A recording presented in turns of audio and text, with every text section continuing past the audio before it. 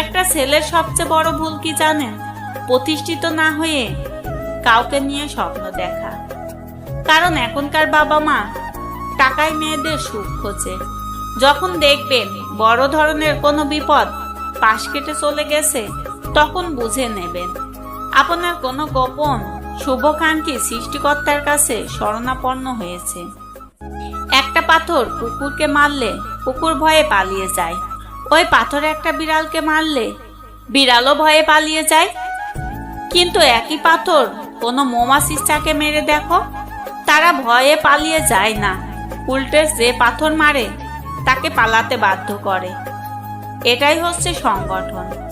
তাই বারবার বলি, সবাই সংগঠনে থাকো। 1000 যোগ্য ব্যক্তির মৃত্যুতে যে ক্ষতি হয়, তার চেয়েও বেশি ক্ষতি হয় যখন কোনো অযোগ্য ব্যক্তি ক্ষমতায় আসে।